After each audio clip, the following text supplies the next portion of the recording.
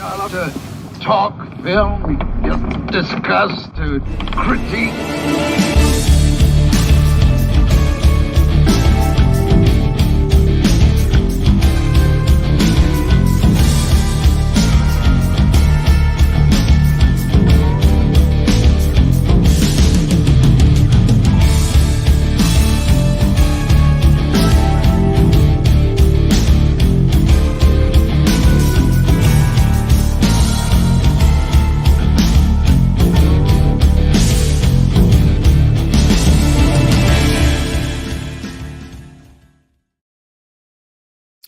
What is up? What's going on, everybody? Welcome back to the channel. Welcome to Blood Splatter Chatter Live. We got a real fun show lined up for us tonight. I'm going to be talking with my guest about our top 10 favorite horror icons of all time. And we have a horror icon himself to bring in, the star of comic book Instagram, my man from the Blame Fable and his amazing friend show. We got Fable himself. What up, brother? What's going on, dude? What's going on, brother? Chilling, man. Chilling. Hell's mother trucking. Yeah, dude, I'm so happy to have you here. You did episode 0 of Blood Splatter Chatter live with me over on Instagram. We talked about Ty West's X movie, and that was a crap ton of fun. So it's good to get you back on the show and YouTube live version. So what's up, dude? Oh, chilling, man. This is like one of the hardest things I've had to do, man. I've revised this list about 3 or 4 times. I was telling you backstage. So, I'm good. Like, I don't know. I'm wondering what everybody's gonna think. Good. Okay, to clarify, first of all, I love how everyone's telling me how difficult it is to put these lists together. And for me, with this time, it's kind of the same thing. I just busted out like a top 20. I just started writing names down, and then like somebody would mention someone to me. I'm like, damn, like there's just so many horror icons that we were going to do a top 5, and I didn't want it to be a conversation about Michael, Jason, and Freddy. I don't know if they'd be in your top 5, or I'm not saying if they would be in mine, but I wanted to stretch it out to 10 so we get more people to talk about. But now I'm wondering like how much overlap there's going to be. So that's what I'm most curious about, dude, is because honestly, we talk, you and I, we talk horror most Saturday nights over on Dylan's Horror Show, but a lot of like the horror icons, the more mainstream stuff, we've yet to all discuss together. So I don't really, you know what I mean? I know a little bit about what you like, but I don't know it all. So I'm hoping and I'm figuring I'm going to learn a little bit more about Mr. Fable tonight. Hell yeah, man. I think it's interesting. I think people will like it for the most part. I don't know about order. That's where it is, right? Right. The order, like where you put it. But I think a lot of people agree with most of the people on my list. We'll see. Hell yeah. And the same thing when we did the top directors, when I did that with Robbie, or when I did the best movies from the 70s with Scarpad last week.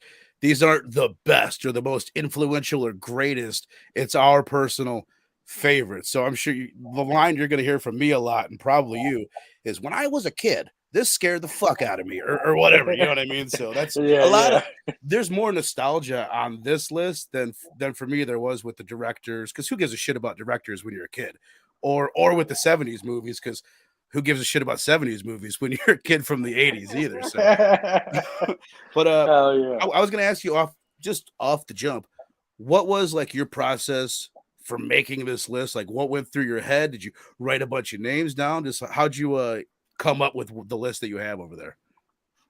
Well, yeah, like you said earlier, I just jotted down a whole bunch of names, people that I thought were like just came to my mind right away, and then I tried to like looked at them, and then try to reorder them, and then like in that reordering process, I'm thinking, okay, what's the criteria? So you mentioned one of them, scared the shit out of me as a kid. Right, that's important. Yeah, that's very important. Like so.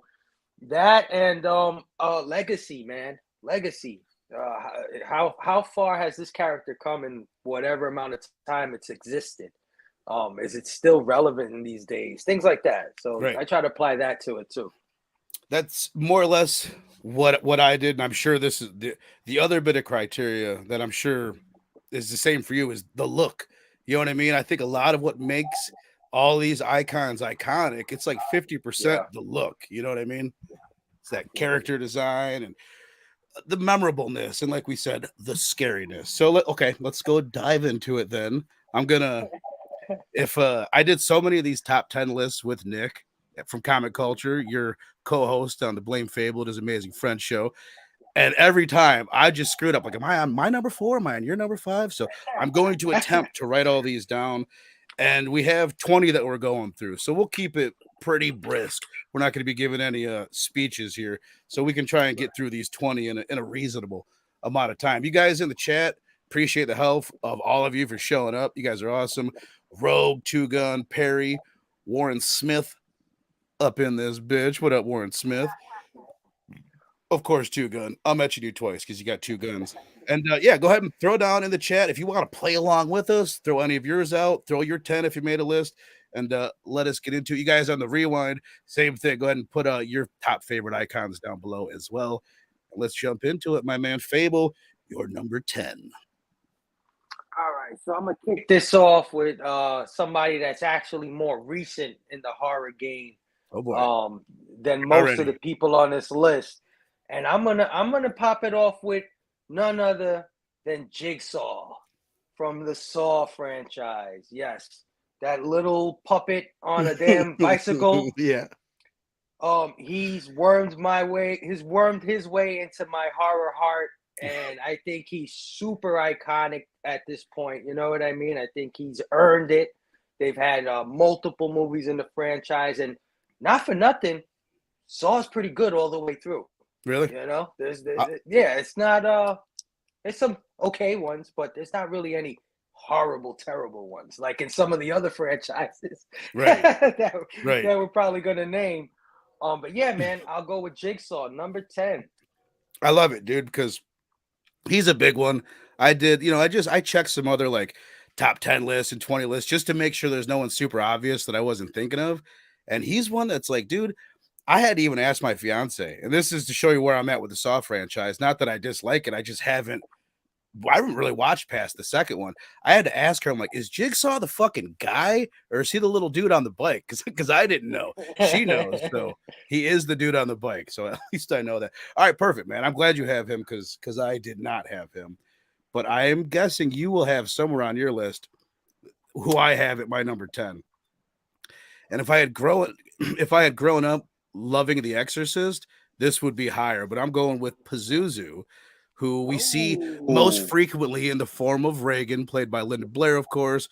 But with that alone, just with the Linda Blair portions where we get all the crazy iconic lines of your mother sucks cocks in hell and all the crazy bits, masturbate with the cross, fucking spider walking down the steps, peeing in living rooms, puking in people's face. That is enough to like make her iconic. But what makes her, to me, or makes Pazuzu fucking scary is the non-Reagan bits, the little subliminal flash that you get of Pazuzu's face, and just the other, like, it's not just Reagan that is Pazuzu. So, and that's the bit that still to this day, like when we did that for Dylan's show last year, that movie freaked me out. And I've probably said this already on this show a bunch of times. But yeah, man, so Pazuzu, aka Reagan, at my number 10. Who you got at number 9? At number 9. Or did you have anything to say on Pazuzu? I didn't want to cut you off there. Well, do I say that they made my list? I don't know if I should even say if they made my list. We'll just leave it. Yeah, we're good. Yeah, super iconic. Pazuzu, especially in my mind, Reagan mostly. Only because that face haunted me as a child. You have no idea. That little girl was the star of my nightmares a few times. But yeah, man, moving on to number 9, I'm gonna go with Pennywise, man, from the It franchise, man. Pennywise the clown, especially portrayed by Tim Curry back in the 80s. Man, whoever thought a TV movie would scare you, right? Right. Like a TV movie, and that did it, man. That did it. I was already kind of creeped out by clowns, but it was like totally, whatever fear you have of clowns was made to life with Tim Curry's It. And the latest It is also very scary, man. That guy really took the reins and he delivered as far as I'm concerned in that role. So yeah, man, Pennywise the clown, number 9, man. Hell yeah, dude. He is also a little further up my list, so I'll share my thoughts on Pennywise a little bit later. But that's a good one, dude. And like, you're right, like Bill Skarsgård, it's so easy or it's so difficult to live up to the role that Tim Curry did. But I think he did. I won't say he surpassed it, but there's a lot of people that would say that he did. But all right, so that's your number 9. My number 9. This dude, another one. This one scared the shit out of me when I was a kid, and that's Candyman. Uh, Portrayed by Tony Okay. Todd. Another one, Yeah. his look is so freaky. The hook, and I love the way like his hook was all like bloody and shit. Like it was like you could see all the meat in his hand that it was attached to. But so his look overall, and then he's like this weird, like I think of him as a slasher. Let me ask you that. Like, do you think of Candyman as a slasher? He's got the hook. He's slashing motherfuckers. He's definitely a slasher. He's a supernatural slasher. That's Right. the thing, right? So That's what kind of makes him cool is he's a slasher, but he's also like kind of ghostly. You know what I mean? He's like haunting people. He's got that Bloody Mary type of thing, saying his name into the mirror. But then there's also like he's like a vampire.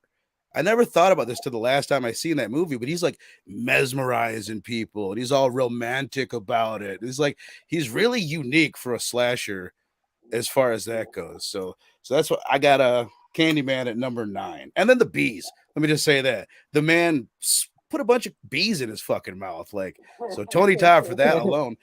And honestly, I'm basing that all off of the first movie because I'm sure I saw the other ones, but I don't remember the sequels. And the remake that's kind of a different story altogether. But that's what I got at number 9, Candyman.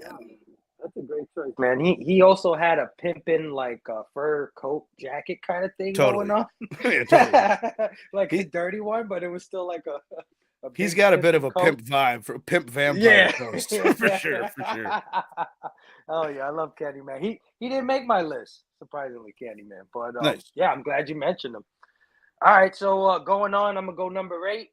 Now this is an idea more than an actual character, but I will highlight a character. Okay. And my number 8 it will be Dracula. All right. Or vampires in general. Just the thought of a vampire and what they do. They suck the blood, the supernatural quickness, everything that comes with vampires. And if I had to highlight a vampire, I would highlight Nosferatu from the early black and white silent films. I think that face, which was copied in Salem's Lot, Stephen King's Salem's Lot, I think that face is so scary. Even to this day, from all the way back in the black and white days. Of course, I didn't come up with it. I didn't see it too much as a child, but when I did see it, it stuck with me, and I have remembered that Nosferatu face, that actor, whoever that guy is. But yeah, I would say in general, vampires, just the idea of them and what they do is very scary. So yeah, I would say Dracula, but if I had to highlight one, I would say Nosferatu. Nice. I've never sat. I tried a couple times semi recently to watch Nosferatu, and I not that I wasn't into it. I think I fell asleep or whatever. But have you ever seen the one that they did in the 70s, Nosferatu, where it's the same look? They copied that look. I think Matt Schreck. Either Matt Schreck is the original Nosferatu or he's the one that did it in the 70s. But either way, like you should check that out. If you like the old look, then check out Nosferatu from the 70s. It's badass too. But all right. Now we're moving into this will be my number 8. This is the first one on my list that like I have like this is weird to say, but like love for. This is Chucky. Portrayed by Nice. Brad Dourif. And Chucky is first of all, he's one of the ones that I've known the longest. Like some of my earliest memories are some of these 80s slashers. And Chucky is on that list. The first one I remember liking as a kid, but that second movie as a little Verno, like I just loved that movie. And the character of Chucky, he's first of all, he's super unique. He's another one. Just him being a serial killer, using voodoo to go into a doll. That's a unique and weird ass. It's a very 80s like origin. You know what I mean? But like what makes him like extra cool, and I think maybe what makes him still relevant. Like younger kids know Chucky more than they know Jason, Michael, and Freddy. I feel like just from the kids that I've talked to. But I think part of that is when he married Tiffany in Bride of Chucky. When Michael's not getting married. Jason doesn't have the bride of fucking Jason Voorhees. So Chucky, he's somehow like more relatable. He's still like the villain in the movies and the shows, but kind of less so than the other slashers. We're almost on his side. We relate to him more than we do the other three big ones that I mentioned, Yeah, you definitely want to see more Chucky, man. You like the side characters, but Chucky's the star for sure. Right. Hell yeah, man. He didn't make my list, Chucky, but I will say this: that idea, while Chucky's version of it is pretty cool, it's not totally original, right? Dolls coming to life and stuff like that. But Chucky is the king of dolls coming to life, like period. He's taking the throne. He is who you think of when you think of that. Hell yeah. So hell yeah, man. Iconic for sure. Hell yeah. All right, so what is that? That's my 8. So you got your number 7. All right, man. Number 7 is probably a lot of people's number 1, but he's not my number 1. But he's still on my list, and that is Michael Myers. That's right, man. The Halloween slasher himself. Michael Myers, for me growing up, was just another Jason. Mm-hmm. I know for a lot of people that isn't so, right? Because maybe for a lot of people, and myself included, Halloween, especially Halloween 1, is a superior film. Right. To any Jason film. Like, I don't care what part, right? From pretty much all of them combined, it's a superior film. Yeah, I'm with you. The original Halloween is the superior film, but Jason did it first. And that's the guy that I saw first with a mask. He didn't have the what do you call it? The Jason mask as we know him. He had the bag on his head or whatever. Oh, that's what you do first, really? Oh yeah, that's how I first got into Jason, man. So that mask killer, sort of unstoppable, slow but still somehow catches up to you. Right. You know what I mean? And maybe that's why I put Michael a little below Jason, but I give Michael his props because he's iconic. I mean, that mask is super iconic. That first movie is one of the best films, let alone horror movies. Just one of the best films ever made. So gotta give it to Michael Myers. So yeah, he's my number 7. Oh yeah. What up, Link? What up, Manny? What up, fellas? I'll just say this. No spoiler for my list, but a bit of a teaser. When I sat down to make this list, I just started out and I put Michael right at number 1. I'm like, all right, we'll go from there. And then, but I'll just say he dropped. I'm not gonna say how far he dropped, but after I was looking at it, and again, I think I told you backstage, just trying to be like extremely honest with myself and just take it all out and just be like, okay, what is my passion? What is the shit that kind of means more to me? So, all right, Michael Myers, your number 7, my numero 7, another fucking scumbag, and that is Otis Driftwood from House of a Thousand Corpses and Devil's Rejects. Oh, okay. Wow. Right? All right. So, shoot. You're going to notice a trend. He made it over Pazuzu. Here's what's interesting about him. He's another one he's funny, first and foremost. Like, he cracks me up. He's got a shitload of, like, iconic lines and just says funny shit. Hey, Hoss, I think I smell your wife's pussy juice on my gun. Just, like, things like that. Jason doesn't say that either. So, but at the same time, not as much as Chucky, and for different reasons. Rob Zombie, who I know is a divisive figure in the horror world. I think I'm a bigger fan than a lot of people. But he somehow made Otis, I think he made him likable and fucking relatable just in that one scene. Tutti fucking fruity. There is no ice cream in your fucking future. Like that whole bit. And like all of a sudden, they're some of the most sadistic people you've ever seen on screen, but they like ice cream too. Yeah. So he's an interesting ass character. He's night and day different people in House of a Thousand Corpses than Devil's Rejects. So if I had to pick one, it's the Devil's Rejects like version of him. But he's a badass character. I can't think of the actor's name. Bill Moseley. is he's a badass, man. To me, he's one of the best horror icons of the 2000s, and it's for that movie, it's him or Captain Spaulding, and I had Captain Spaulding first. I'm like, I personally like Otis more, like, you know what I mean? He's the funnier one, but I assume not on your list. Not on my list, man. Not So on my far, so list. good. I'm enjoying it. Yeah, man. I saw that movie, but I can't lie and say I've seen it more than once or twice. Right. So I really don't have too much connection with him, but I do know his look, and he does, clowns. I mean, right? He's got the makeup on like a clown a little No, bit, he's right? the other one. Otis is the brother of. He's like I don't know how to describe other than he's the asshole. There's Captain Spaulding, who's got he's the clown. There's Sherry Moon, who's the sexy woman, and then there's Otis, the sexy man, and the dick. I gotta watch those again. Definitely. All right, so where we at for your number 6, brother? Number 6. So number 6, man, I had just talked about how I felt like Jason was just a step above an iconic kind of thing for me. So yeah, I'm going with Jason Voorhees, number 6, man.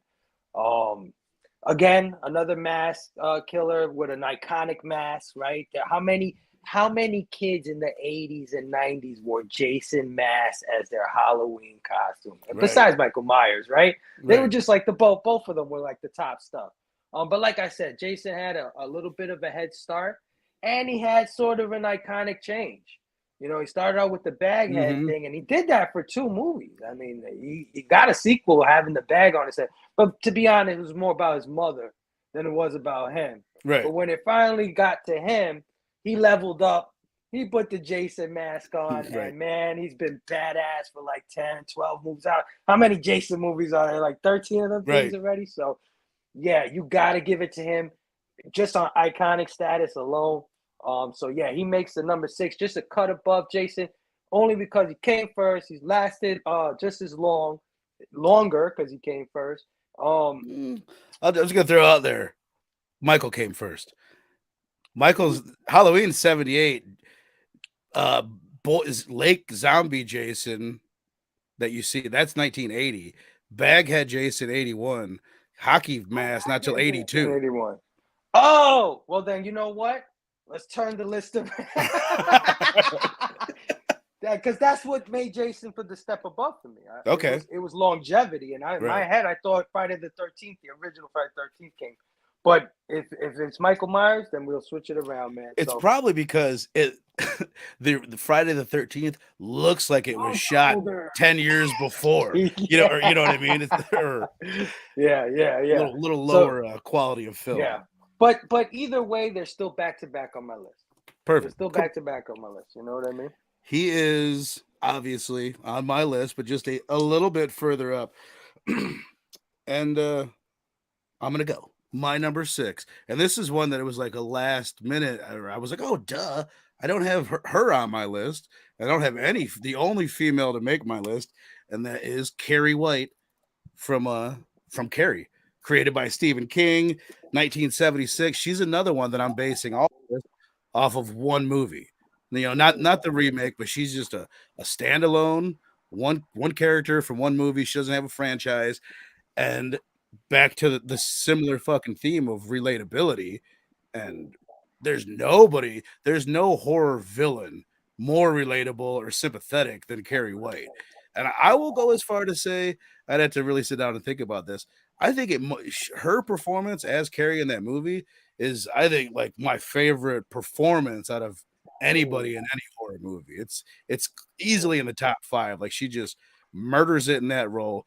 So likable. She's got one of the more interesting arcs. Like, horror icons don't get arcs, because the ones that become really iconic are the fucking bad guys. So there's not a lot of change. But Carrie's got an interesting story that, I said this before, like, it feels like a tragic, like it's like 1,000-year-old story.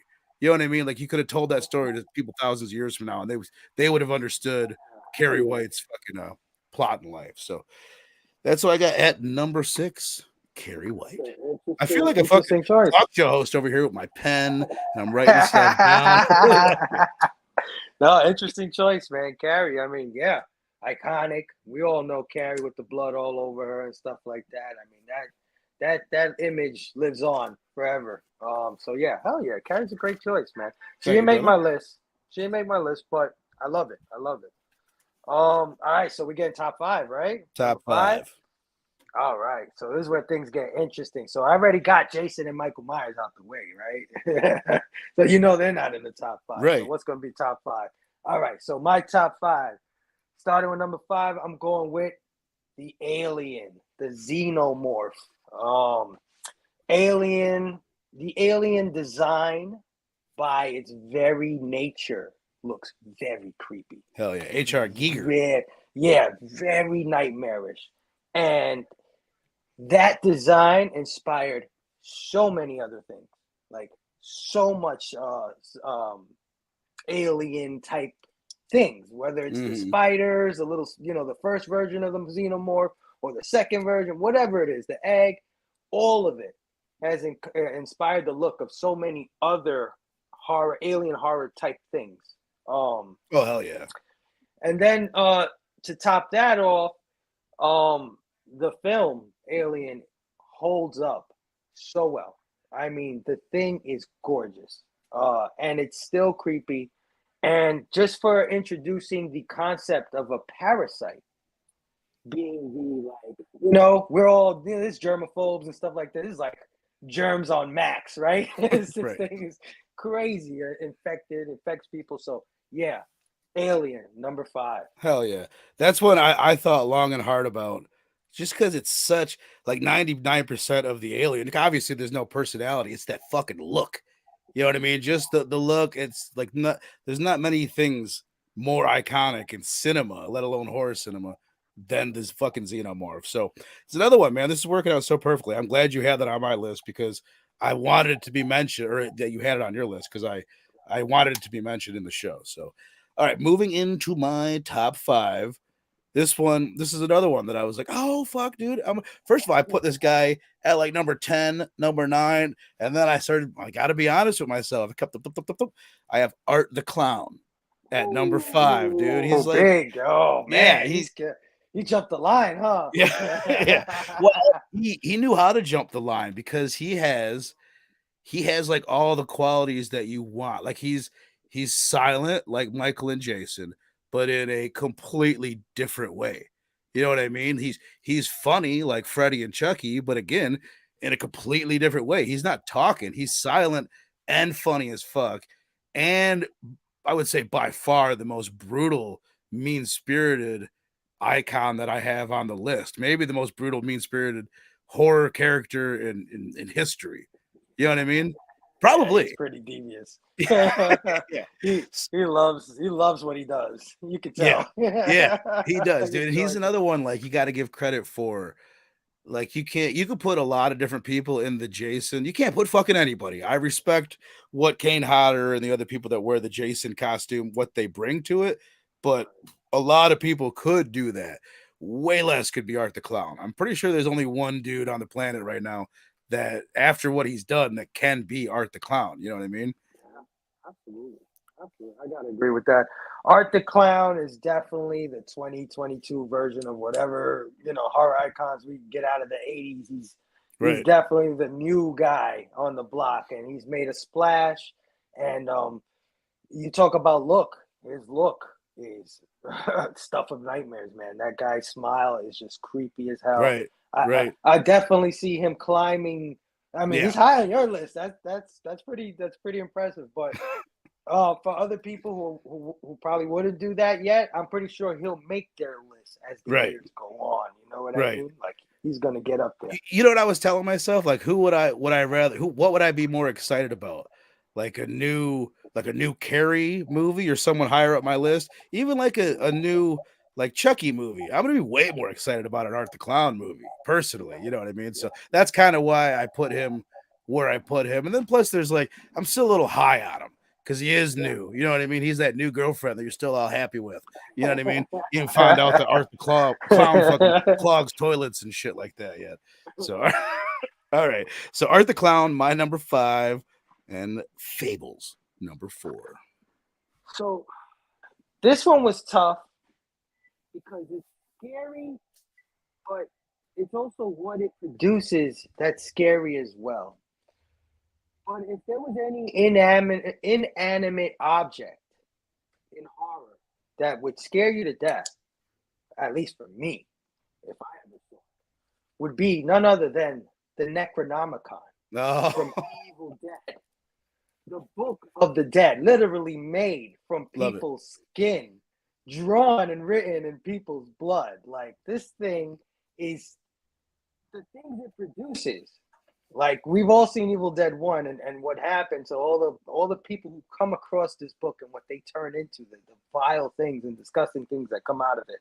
And we know that the book is semi-alive too, because the thing flies, it bites people's hands. Right. So, the things that it produced scared me more, like the Deadites, the demons in these movies. They Evil Dead scared the shit out of me. When I was a kid, it's probably one of the earliest horror movies I've ever seen, and that thing set me on the path, right? But it all comes from the Necronomicon, the Book of the Dead. Such an iconic book. Even made its way into Jason Goes to Hell, which I thought was freaking phenomenal when I saw the Necronomicon. It was like, holy crap! That's how she brought Jason. That's how she brought him back. It's awesome. So yeah, man, I'm gonna go number 4, the Book of the Dead, the Necronomicon. Hell yeah, dude! I was wondering if Ash was gonna make either of our lists. I'll just say I don't have him on my list. So I was going to put Ash, but he's a hero. He's an our icon for sure. But I wanted to take care of the scary dudes. Ash doesn't scare me. I love Ash. You know what I mean? Right. No, I get you. I get you. Awesome, dude. That's fucking awesome. And it's very timely. Like, Evil Dead's so fucking hot right now. Like, I'm like, Ash wouldn't have made, or neither the Necronomicon, but Ash wouldn't have made my top 15 before. But I had to consider him for the top 10 now, just because I'm so like Evil Dead out at the moment. So all right, awesome. That was your number 4. My number 4. This was the one that I had to be extra hella honest with myself, and I have props. Oh, I haven't been using any of my props. I've had props for most of these, but I'll show you this one. Dun, dun, dun. I had to put Michael Myers. I had him, as I said, I had him at number 1. This is the Sideshow 1/6 scale figure. I had him at number 1 just because, I don't know, he's like, if you like, as I got more into horror and I started the Blood Splatter Chatter Instagram page, go follow us on Instagram. It really, like, it became clear to me. It's like, oh wow, like Michael Myers is, it's not just like, oh, Michael's here and Jason's here. It's like, no, Michael Myers is fucking way bigger and more relevant than any icon right now at the time, being like by tenfold. Like, the amount of accounts called Michael Myers official is like, it's insane. Yeah. But so he's the most relevant right now as over the other slashers. He's more bankable for whatever reason. They've been able to bring him. You would think him and Jason would be in the same book as far as that goes, but for whatever reason, Michael, they make more movies. I think it's partially legal situations with Paramount and all that. But regardless, what I had to drop him a little bit because I love Halloween more for John Carpenter and for Jamie Lee Curtis. You know what I mean? Like, I'm more of a Laurie Strode fan than I really am a Michael Myers fan. If I'm keeping it 100, I love the franchise, I love the character, I love the remakes, I love the new ones even. But like, as a kid, and this is a big part of it, I didn't really get into Halloween until I was in high school. Jason and Freddy and Chucky, I don't remember a time when I didn't know who they were. You know what I mean? I was born in 83, and we just like came out the womb slashing. Like, you know what I mean? The 80s, it was Freddy and Chucky and Jason like crazy. And I feel like they were marketed towards kids in a way that Michael Myers never and still isn't. You know what I mean? So that's why there's not as much nostalgia with him, which is why I dropped him a little bit. But to say the positives about him, this is a thing that I didn't notice until recently. Did you see the 2018 Halloween that came out? Okay.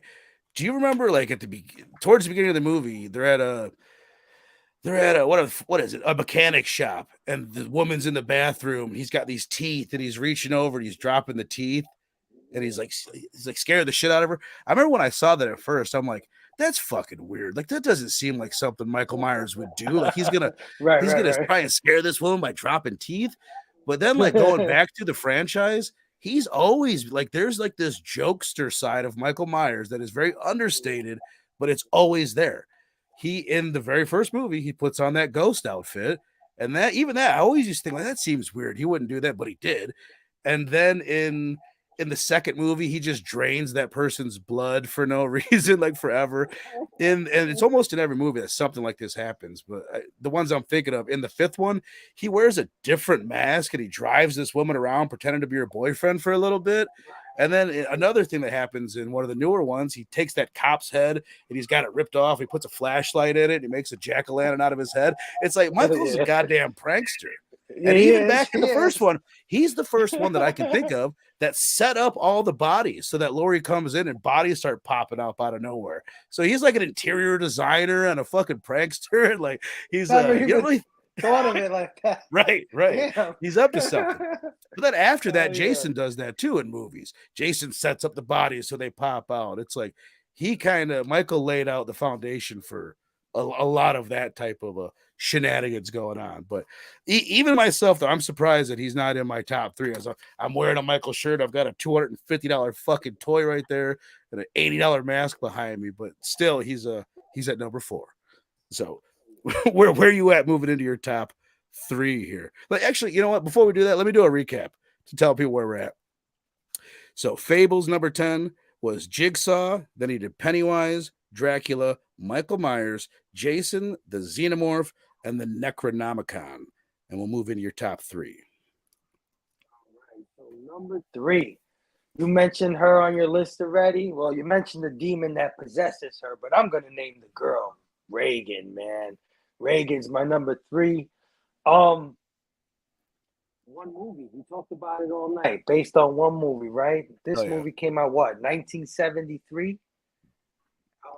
And it hit the world in a way that has never been the same since, right? Never been the same since. This movie changed everything. Totally. Child, the things that she was saying and getting away with in 1973, stabbing her vagina with a crucifix. And I mean, this was wild shit. We're like 3 years removed from the 60s. And they're doing they went extreme. And it stuck. And this was the first movie that I ever heard. My mother was young when she saw this movie. She saw it in the movies. And she said people were defecating on themselves. People were leaving in hysteria, crying. And this was one of the first movies I ever heard where people were genuinely terrified of it. Right. And I got to agree with you, man. I got to agree with that because when I saw it as a very young child, one of the first horror movies along with Evil Dead. This girl left such an impression on me that, like I said, she starred in so many nightmares. I can't not put her in my top 5. Hell cannot. Reagan, number 3. Hell yeah, dude. I absolutely love it, dude. And just to add a little bit from what you said, all those things, you know what's crazy to me is how shocking it still is. It's not any less fucking shocking to hear her say the things that she says as a child and the certain things that she does. That crucifix thing is one of this it's I don't know. That's one of the most disturbing things that's ever been put on film. The movie lulls you into a false sense of whatever because there's no vulgarity in the movie. There's no nudity in the movie. But when this girl starts getting possessed, that shit turns on a dime, and all of a sudden there's F this and F that, and all the F's are coming out of her mouth and turning her head. I mean, iconic, Hell yeah. Reagan. Hell yeah. And like I said, still fucking scares me. All right, so Reagan is Fable's number 3. Do a quick recap before moving into my top 3. I had Pazuzu / Reagan at 10, then Candyman, Chucky, Otis Driftwood from Devil's Rejects, Carrie White, Art the Clown, and Mr. Michael Myers. So my number 3 is, I got a prop for this one too.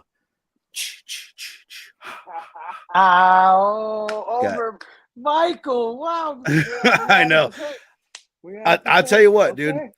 This guy, there's a few reasons why I put him over Michael Myers and Chucky and Leatherface. Spoiler alert, not on my list. And it's because, first of all, it's the nostalgia. I already mentioned I knew him before I knew Michael. I've always been afraid of fucking Jason. Those movies were just on at my house That's when I was another like, reason. That's another reason why I thought it was old. Sorry, probably no, because I saw Jason before Michael Myers. Like I right. distinctly saw plenty of Jason before him. I'm telling you, But yeah, go ahead. it's the Yeah. marketing, and it was just something about there was something about Jason where he was like, I don't know, kids were into Jason. But he had a video game before Michael did. He was just marketed differently. But we used to do a lot of boating when I was a kid. There's two rivers that merge in the city that I'm from, and I was about to say when I was a little kid, fuck no, even now, like if I go out swimming in that river, I'm like, oh, you sure he's not down there? Like, you know what I mean? Like I was just terrified of fucking Jason my whole life, and then in the last handful of years, I've found like a new respect for the movies. Robbie from Pop Culture Philosophers, go check them out if you haven't. They did on PCP Movie Night, they did the franchise review a couple years ago on Horror Fest, maybe 3 years ago now. But I watched the review and I was like, bro, guys, y'all need to slow your fucking roll. I'm like, these movies, yeah, they're fun, but like they suck. I'm like, none of them are higher than a 2.5. Let's be honest. And then I've got the box set recently, and just going through all of them again, watching all the special features and all that. It's like these movies, they're not good, but they're so fucking watchable and entertaining in a way that I think more so than like the Halloween franchise, I think. But, and then having said all that, the thing that really puts him over the top is the video game that came out a handful of years ago. That game, you can either play, it's all online. You either play, it's like they throw you in a map, it's all maps from the movies, it looks just like the movies, and you're either one of 10 counselors running from Jason, or you're Jason running around killing counselors, and it's the most fucking fun. I'm obsessed with that game. I haven't played it in a little while now, but it is a shit ton of fun. I would love to get the whole DHS crew together running through the woods from Jason, because it's so fucking fun. But yeah, man, he's just a character that he's always been there, and I'm glad he has been. So Jason at my number 3. And just to add on real quick to Jason, because I you know what I said I was gonna switch it before for longevity, but no, I'll keep it the same. Jason over Michael Myers. I agree. But let's not forget Jason's iconic. Hell yeah. That sound. Yeah. Was very low. Right. Forget just Jason. That sound effect had every kid in the 80s like, oh shit, fuck Jason's real. You know? So let's not forget to give the sound effect, Jason sound effect, a shout out. Totally, dude. It's like equally as iconic. I agree. Yeah, absolutely. All right. So number two. I don't think this guy is probably, I don't know if he's better than a lot of the guys I already mentioned, but he's definitely my favorite. And you said something earlier. You said look, right? Mm-hmm. And there's this look about this guy that just, I don't know. It gives me the same vibe as the Alien, as the Necronomicon. It is a disturbing look. I'm talking about Pinhead, man, from Hellraiser. Nice. Man. Hell yeah. Pinhead, I mean, I don't know a person who went to the video store in the 80s and it was all about box art, man. That's what sold the video. I don't know anybody who passed by the Pinhead box art for Hellraiser 1 holding the box and wasn't freaking immediately curious to see what this movie was about. You got a guy with nails all around his head. Like, what? What is going on here? Right? And this bondage leather. I mean, just sick-looking creature that you see on this box art. And then it didn't help that the movie was freaking phenomenal. I think Hellraiser 1 is absolutely insane. I absolutely love it. It's a well-done movie. We talk about budget. We've seen some low-budget movies that absolutely suck. And then, but Hellraiser's one of those that, man, they didn't have the budget, but they maximized whatever they had there. Iconic movie, iconic character, and he stood the test of time. Obviously, we just saw a female version of Pinhead, who, by the way, is very scary her damn self. She's Right. damn good. So, yeah, just if you want to talk about just look alone, I think Pinhead's look top notch. Number 2, man. Hell, motherfucking yeah! I knew. See, that's one of the icons that I did know would be on your list, so I was happy he would. Because and I agree, look wise, he's one of the coolest looking fucking characters ever. I'm just less familiar with him because when I think you were smarter than me as a child because like the fact like you said you liked The Exorcist as a kid. I didn't. There were certain movies like that were just too adult for me as a kid. The Exorcist was one of those, and Hellraiser was definitely one of those. I don't even know if I'd ever seen the first one until a few years back, to be honest with you. I grew up renting 3. I think that was like the one that came out in the era. Yeah, I watched it not too long ago. It's pretty badass. But I do agree, Hellraiser. One of these days, I want to do a show where we get together with maybe 1 or 2 people, and we rank the first movie from the top 80s franchise, like Chucky and Nightmare on Elm. You know what I mean? Like, what's the best first movie out of those? And I think Hellraiser, that would be number 1 on some people's lists. And it's not as big. It's not a household. Well, it's a household name. It's not as big as the slasher icons from the 80s, but it's, Right, that's what I said. I don't know if he's better than any of the other guys I mentioned, but he definitely looks more badass than totally all of them. Like, you see Pinhead, you're going the other way. Like, there's just no doubt about it. This guy got nails on his head. Like, oh yeah. All right, we got another guy. My number 2. He's got a pretty badass look. I have a fucking strong feeling he's your number 1. And this was the guy that in the 80s, he was like the unquestionable champion. You know what I mean? There was Michael, there was Jason. They were cool, they were scary, but they weren't fucking Freddy Krueger. He has the advantage of being able to speak.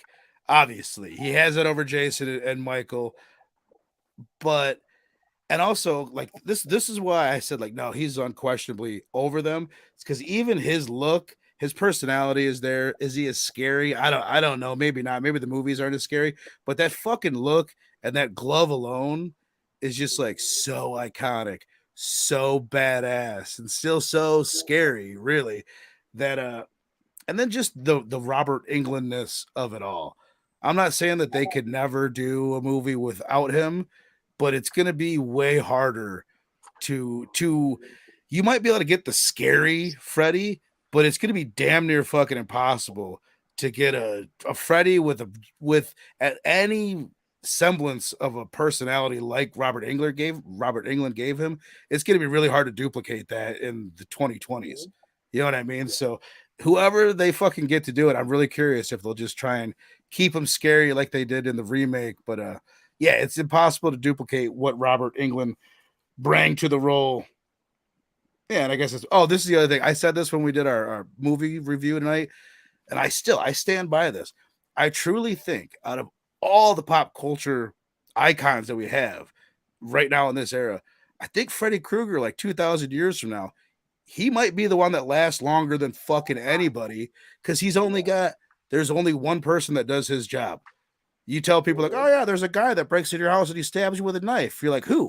Michael, Jason, Art the Clown, like who? But it's like, oh yeah, there's a guy that comes into your dreams and he kills you. And if you die there, you die in real life. Like, oh, it must be Freddy Krueger. We don't have another one that does that. So he's a singular entity, and that's why he's number 2 on my list. Is he? I'm just gonna guess that he's your number 1. I'm super curious who's your number 1 because you're absolutely right. You absolutely know me. My number 1, Freddy Krueger, man. Freddy Krueger, like you said, he was the king of the 80s. There was nothing above. Freddy was so freaking popular. We're talking about comic books, television shows, toys, video, whatever, everything. He was all over the place. The guy was on underwear. Oh, yeah, he had a hotline, one night. Yeah, one hotline. I mean, he had the personality, he had the look, and in the right director's hands, he could be absolutely terrifying. That glove, absolutely. Forget a machete, man. 5 knives, man. 5 knives on this guy's hand. He was like Wolverine on steroid, nightmarish Wolverine. This dude, man, the fedora, the striped sweater, man, the faces on his chest. There's just so much that Freddy brings to the table. And not only that, but his concept, the concept of Freddy, the evil Sandman. I think, like you said it before, you say, oh, the slasher, which one? Jason, whatever. Like, Freddy's so original, so a cut above. He's almost, if it wasn't that he was so close to Sandman, he's almost like a new, just a new kind of creature. Right. He's almost like a new, he has his own lane, right? Because everybody else falls into a category, but Freddy's, his idea is so original. Totally. That he's almost his own thing. Like, you know what I mean? And you're absolutely right. Nobody will ever duplicate Robert Englund as Freddy Krueger. To the point where I'm thinking, deep fake technology is getting really good. I said that to Robbie, and Robbie was like, oh, no, hell no. But it's like, dude, let's make an exception for that dude in that role. Yeah. Or the prosthetics not only have to be burned, but they have to have Robert Englund's facial structure. Right. Dude, I would be 100% for a deep fake. I don't even know how it would play. You know what I mean? Like, it was such a unique moment in time, the 80s. Can you duplicate that now? I don't know. I'm sure you can, but there's not anything like right now to really compare it to that's like that. You know what I mean? Like, Chucky's still going, but he's another icon out of the 80s. I guess that is the closest comparison. It's another guy but it's not like Freddy's, or it's not like that version of Chucky is breaking the box office anymore. The TV show's doing okay, but when they went to make big money at the box office, they brought in Mark Hamill. They went a different direction. He's not as funny. You know what I mean? So I don't know if the funny slasher would play as well in this area, but I fucking want him to try for sure. But yeah, man, we could probably, and he's not dead. I mean, maybe we could work something out. Maybe we could do his body doubles and just get his face or something. I don't know. But yeah, Freddy Krueger, number one. I'm very curious to see your number one, man. I love it. I love it. Number one. I will give you a clue who it is. Look behind me. See all these drawings? I drew this guy. Oh, nice. This guy. Nice. Hell yeah. I drew that motherfucker up there. He's just like my go-to thing to draw is Pennywise the clown. And it's not just because I like to draw him. It's because he's a bad motherfucker that just, for the last time tonight, I'm going to say this. He scared the fuck out of me when I was a kid, man. Like, in a way that no one else ever has since or did. Like, I remember literally watching, and for me, if I had to pick one, it's Tim Curry, Pennywise the Clown. But I'm also a massive fan of the book, so that version's cool. The fucking new Bill Skarsgård, he's badass. And I remember watching the TV series when it came out, 1990. Little 7.5-year-old Verno, fucking watched the movie. Or watched it probably with my parents in the living room, went to bed afterwards, and I swear to you, brother, I like hallucinated that night. Like, I looked up and I saw, to this day, I remember seeing, it wasn't Pennywise that I saw. It was the thing that Beverly shoots him with in the movie, the earring. I fucking saw it like floating in the room. And I was like, I hallucinated. It was the most scared I've ever been in my fucking life. And still to this day, keep it real. Sometimes late at night, I'll go down, change a load of laundry in the basement, and I might run up this fucking flight of steps after I get halfway up. And if I do that, it's because maybe Pennywise is still behind me. Like, it's just, he still holds that in my heart. But to go on with what you said about like Freddy Krueger, so unique, so different.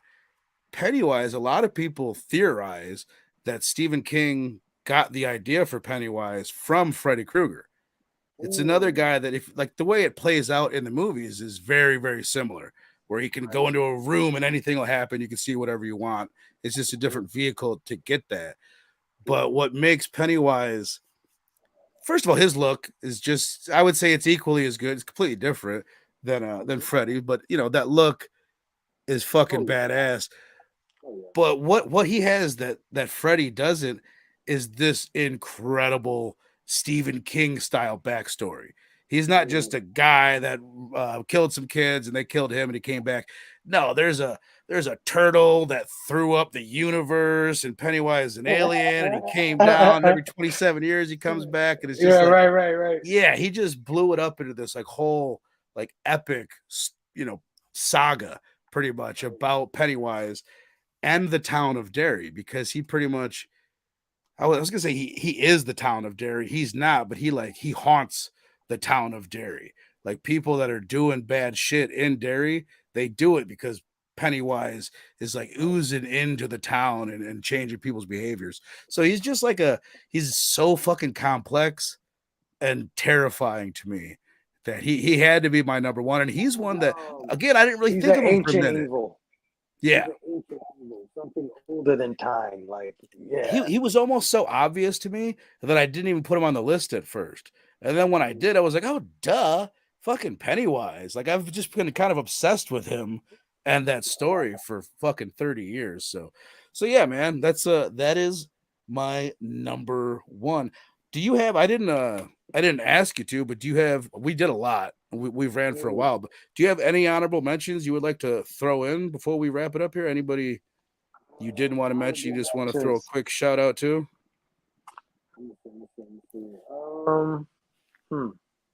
Here, while you think, let me just say this.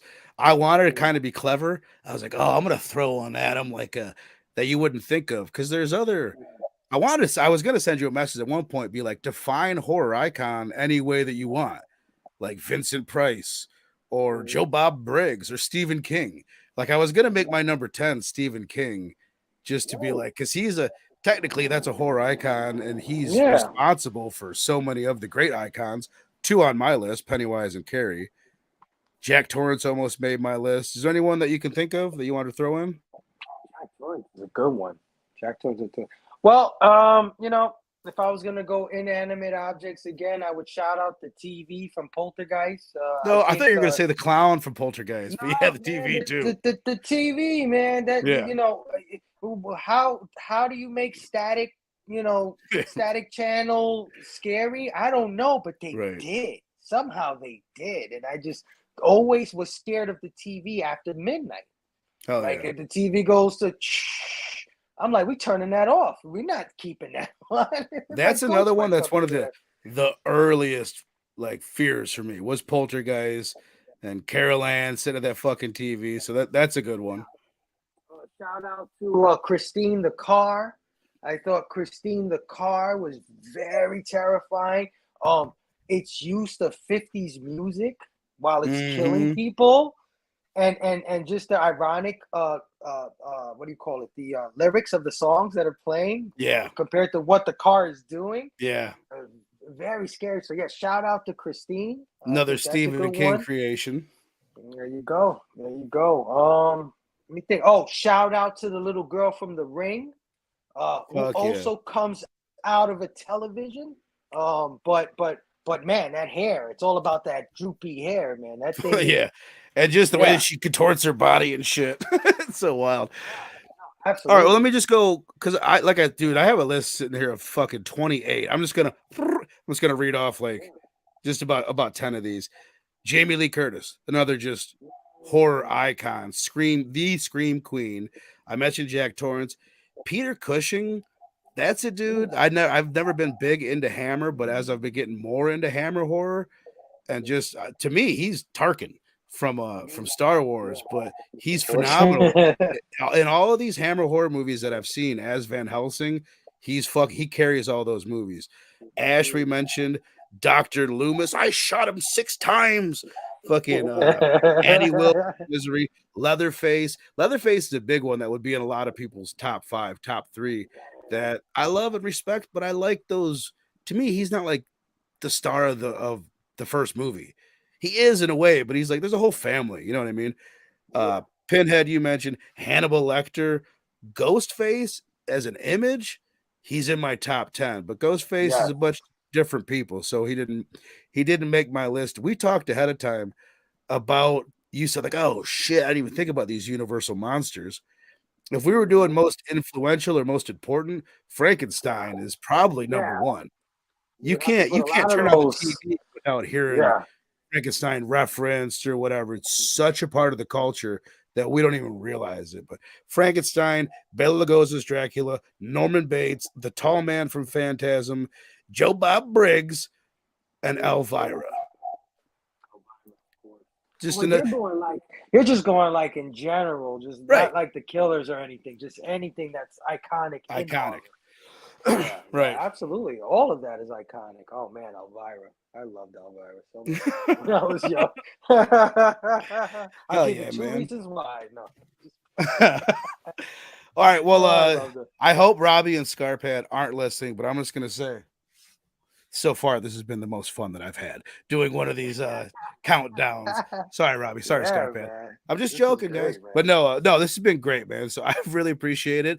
And what do we got coming up? Let me just say, first of all, DHS Saturday night. We're gonna be watching May. This is gonna be a difficult movie to find for a lot of you guys out there. But this was my pick, and I would say it's definitely worth checking out if you want to watch May. However, you might be able to find it. It came out in 2002.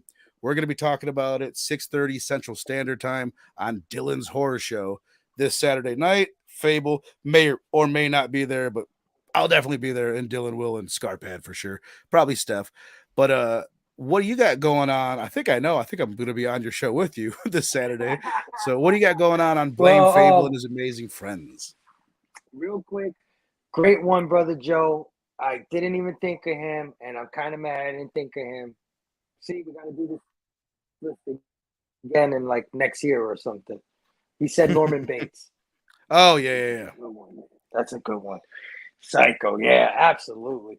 Okay, yeah. So of course, this weekend we're gonna have Blame Fable and his amazing friends over on IG Live at 1 p.m. Eastern. Nick could not make it this weekend because he's out at the shop. He has the nerve to do other things other than the show. Like, what's wrong with this guy? I don't understand. But I got somebody at the last minute, and you're looking at him, man. My man Verno is gonna be joining me as my co-host on Blame Fable this weekend, and we're going to have none other than the other half of the comic relief crew, Morbius Comics, man. We had his partner PJ last week, my second biggest show since starting the third season. I've done 15 episodes. That was my number 2 most viewed. So that was Nice, amazing dude. with PJ. Like, yeah, I can't wait to have Morbius on. And man, I've got some big guests coming, Verno. I got some plans, man. So stay tuned, man. Hell yeah. Stay tuned. And of course, I just want to say, please consider Blame Fable and his amazing friends for the Comic Book Community Awards of 2023, man. I think we're putting on a good show. And if you guys, I think the votes open up on May 13th or May 15th, somewhere around there. If you have some time, head over and consider anybody. Robbie from Pop Culture Philosophers, my man Verno, Blood Splatter Chatter, Nick Comic Culture, Island Boy, Nerdtastic, all the PCP, man. But anyway, yeah, that's what I got going on. Can't wait to hang out with you, Verno. Hell yeah, dude. No, I'm super looking forward to it. And I've been curious this whole time, like, who's your guest? I'm nervous that it's some big comic book guy because I've been out of the comic book game. It's Morbius. Like, oh fuck. Yeah. Let me just grab a book over here and let me just get caught up on some comic books. All right. But no, dude, I love doing that show with you. It's always a shit ton of fun. I could not be more thrilled that you teamed up with Nick. You know, he's one of my favorite people in the community, along with you, dude. So it's been awesome getting to know all you guys, and it's been a shit ton of fun having you on Dylan's Horror Show damn near every Saturday night. So again, go check that out. Saturday is going to be a big fucking day. Check out Fable Show. Check out Dylan's show at night. Robbie's doing something for PCP Movie Night on Monday night. Scarpad's doing stuff. So make sure you're checking out the whole crew over there. Scarpad. And, find May and watch May and check it out. Next week. Next week's a good one, man. I've got Dylan from Dylan's Horror Show coming on the show, and we're going to be talking about our top. This is another one where we decided to do top 10 because Dylan's like, dude, I can't do a top 5. We got to do 10. I was like, fine. So we're doing top 10 best favorite horror sequels of all time. That's another tricky That's a one. good one. Yeah, you start digging at all the franchises, and you're like, oh shit. So I appreciate you guys. Tuga, and to your point, is Pieces kind is made kind of like Pieces, kind of. There's elements of it that are like Pieces. As far as the cheesiness and like the so bad it's goodness, no, it's cheesy in other ways, but it's not cheesy like Pieces, but they're definitely similar themes. So I appreciate the living piss out of all you people. And yeah, again, go sub up to Phable on Instagram. Go sub up to Blood Splatter Chatter on Instagram if you have not. And I'm fishing around here to find my buttons. I'm not great at ending these shows. Ah, there it is. I figured it out. All right, you guys are the best. Appreciate you. And we'll see you next time. Good shot. Okay, he's dead. Let's go get him. That's another one for the farm. There you go.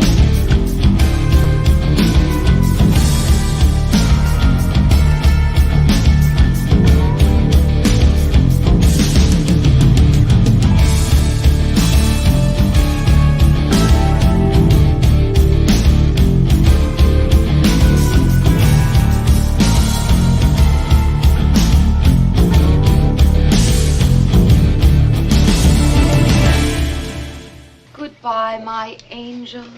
I hope you have a good time. But of course you will.